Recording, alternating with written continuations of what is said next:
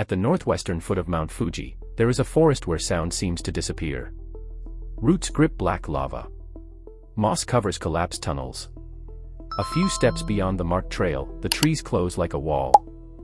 The place is called Aokigahara, also known as Jukai, the Sea of Trees. Around the world, it carries another name, one built from tragedy. But the darkest mystery here is not whether the forest is haunted. It is how a living ecosystem became trapped inside a story about death. Aokigahara lies in Japan's Yamanashi prefecture and covers roughly 30 square kilometers. Official tourism agencies describe it as a dense forest born on volcanic rock, rich with wildlife, lava tubes, ice caves, and rare terrain. The porous bedrock absorbs sound, creating an isolation that can feel almost unnatural. Yet Aokigahara is not an abandoned wilderness. It has marked trails, guided walks, tourist caves, nearby villages, and active conservation. The forest people imagine, and the forest that actually exists, are not the same place. The physical story begins in the year 864, when Mount Fuji's Jogan eruption sent lava across the region. The flow hardened into a rough plateau. Over roughly 12 centuries, wind, seeds, moss, and roots built a forest directly on that stone. Much later, literature reshaped its identity. Saicho Matsumoto's novel, Tower of Waves, serialized in 1959 and 1960, ends with a woman entering Aokigahara in despair.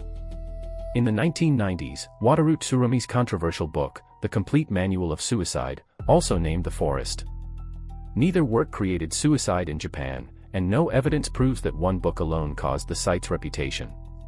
But repeated references helped turn Aokigahara into a cultural symbol. Why this forest?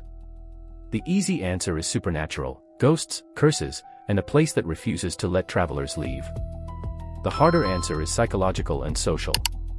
Aokigahara offers seclusion, symbolic meaning, and a powerful narrative already known before a person arrives. Once a location becomes associated with suicide, publicity can reinforce that association. The forest then functions like a stage on which private despair meets a public myth. That cycle may be the real mechanism behind its notoriety. Historical figures are difficult to handle responsibly. Secondary reporting, citing police records, said 247 suicide attempts occurred in the forest in 2010, with 54 confirmed deaths. But local authorities stopped regularly publicizing forest-specific totals, partly to avoid strengthening the location's identity as a suicide destination. What is confirmed today is the prevention infrastructure. In 2008, municipalities, local businesses, and public agencies formed the Aokigahara Life Linking Network Conference.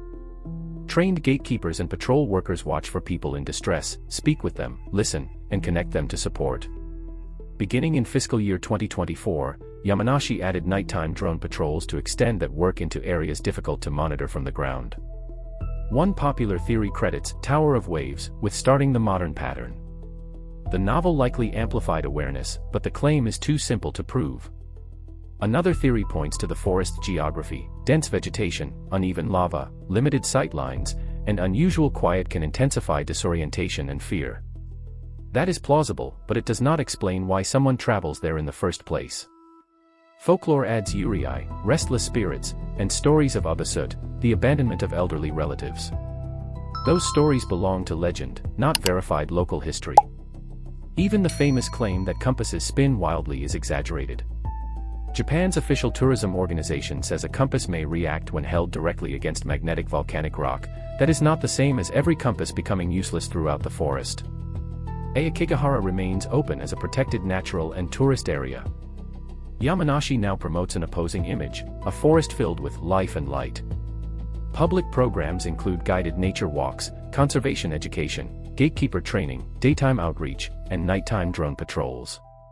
Nationally, Japan recorded 19,097 suicides in preliminary 2025 data, the lowest annual total since comparable police records began in 1978, but officials continue to warn that suicide among younger people remains a serious concern. The numbers may be falling, yet the need for prevention has not disappeared. Aokigahara is real. The lava is real. The silence is real. The deaths are real. The ghosts and curses are beliefs, not evidence. And the idea that the forest itself causes suicide removes attention from the forces that matter: mental illness, isolation, financial pressure, relationship loss, trauma, and moments of overwhelming crisis. Experts on suicide reporting warn that sensational images, detailed descriptions, and romantic myths can increase harm. The responsible story is not about how people died. It is about the people trying to keep others alive. So when we look into Aokigahara, what are we truly seeing? A haunted forest, a mirror of society's hidden pain, or a warning about the stories we choose to repeat? One conversation can interrupt the silence.